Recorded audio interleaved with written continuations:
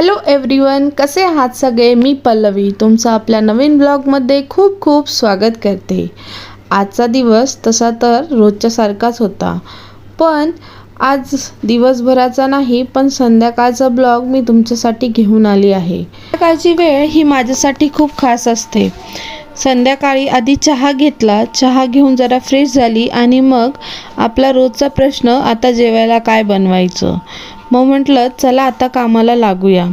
आणि जेवायला काय बनवायचं तर मुलांनी पटकन असं सांगितलं की मम्मा आज पावभाजी बनवतेस का. मी तर फार खुश झाली, कारण मुलांना भाज्या अशा खात नाहीत. ते खूप नाटक करतात भाज्या खायला. पण पावभाजी बनवली की मुलांना त्या पावभाजीमध्ये कोणत्या कोणत्या भाज्या टाकल्या हे समजूनात येत नाही. आणि आपण सगळ्या भाज्या त्याच्यामध्ये मिक्स करू शकतो, कारण पावभाजीमध्ये भाज्या मस्त मॅश केल्या जातात आणि मुलांना त्यात काय आहे हे कळूनही येत नाही. हे एक स्मार्ट आईचं लक्षण आहे आणि मी तीच स्मार्ट ट्रिक आज वापरली होती. मस्त अशा भाज्या मिक्स केल्या आणि मुलांना पावभाजीच्या रूपात मस्त अशा बटर लावून खायला दिली. म्हणजे त्यांनी आनंदात त्या भाज्या खाल्ल्या आणि मुलंही खुश झाली आणि मीही खुश झाली, कारण मुलांच्या पोटात आज हेल्दी अशा भाज्या गेल्या होत्या. युवी माझा लहान आहे, तो आता एवढी मिरची टाकली म्हटलं तर तो खातो की नाही असा मला प्रश्न पडला होता. म्हणून त्याच्यासाठी मी खास असा शिरा बनवायचा प्लॅन केला. पण शिरा साखरेत बनवला का तो अनहेल्दी होतो, म्हणून त्यासाठी मी गुळाचा वापर केला. मस्त असा गुळाचा छान मऊसूत शिरा मी तयार करायला घेतला. शिरा वगैरे बनवला आणि भाजीही एकीकडे मी बनवत होते. मस्त अशी भाजी बनवली आणि शिरा बनवला. मी बहुतेक वेळेस असंच कॉम्बिनेशन करत असते.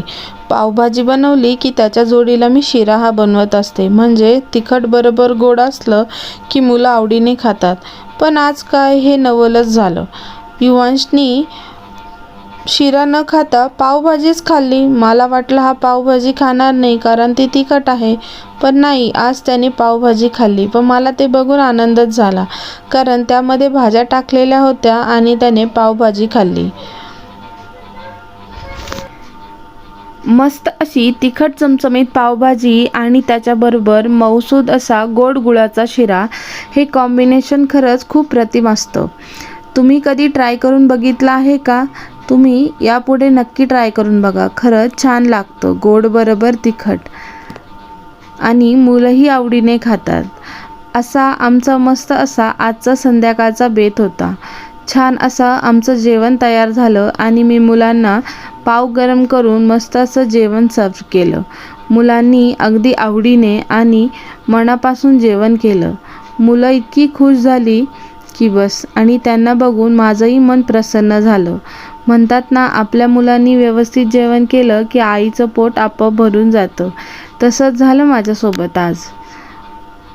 केली जेवण वगैरे झाली, पण आज काय झालं होतं काय माहिती, दुपारी मला थोडं बरं वाटत नव्हतं, त्यामुळे माझी दुपारची भांडी ही तशीच राहिली होती आणि आत्ताच्या जेवणाची भांडी, त्यामुळे सिंकमध्ये अगदी भांड्यांचा असा डोंगरच साचला होता.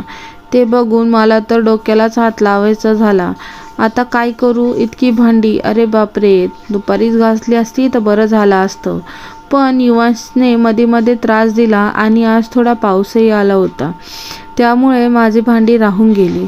पण आता मला ती घासल्याशिवाय काही पर्याय नव्हता आणि मध्ये मध्ये युवांशची मस्तीही चालू होती, त्यामुळे मला आता त्याला बघून ती आत्ता आवरूनच घ्यायची होती, कारण मला उद्या सकाळी परत पाणी येणार होतं. म्हणून आधी भांडी लावून घेतली आणि मग भांडी घासायला सुरुवात केली. जर तो पसारा मी तसाच ठेवला तर मला ना झोप लागली असती ना काही. स्वप्नामध्ये सुद्धा मला सारखं माझं किचन नजरेसमोर आलं असतं का, अरे हे पसारा ठेवून आपल्याला काही झोप लागणार नाही. म्हणून घेतलं मग काम आवरायला. पटपट अशी आधी भांडी लावून घेतली आणि मग परत भांडी घासायला सुरुवात केली. पटापट अशी सगळी भांडी मी घासून घेतली आणि किचन ओटा आवरायला घेतला. किचन ओटा वगैरे आवरून घेतला आणि सगळं किचन आवरून झाल्यावर आता कुठे मला एकदम छान असं फ्रेश आणि शांत वाटत आहे. म्हणतात ना, घर आणि स्वयंपाकघर स्वच्छ असलं की मनात एकदम वेगळं समाधान असतं. शेवटी थकून भागून का होईना पण माझ्या दिवसाचा असा सुंदर आणि समाधानी शेवट झाला. तर मैत्रिणींनो, असा होता माझा आजचा छोटासा आणि साधा असा व्लॉग. तुम्हाला हा आजचा व्हिडिओ कसा वाटला मला कमेंट करून नक्की सांगा. चला तर मग आता खूप रात्र झाली आहे. तुम्हीही छान आराम करा. काळजी घ्या सगळ्यांनी. आणि हो, जाता जाता व्हिडिओ आवडला असेल तर व्हिडिओला लाईक नक्की करा. तुम्ही तुमच्या मित्रमैत्रिणींसोबत व्हिडिओ शेअर करा आणि आपल्या चॅनलला सबस्क्राईब करायला अजिबात विसरू नका. तुमच्या सगळ्यांचे मी मनापासून खूप खूप धन्यवाद. शुभरात्री. बाय.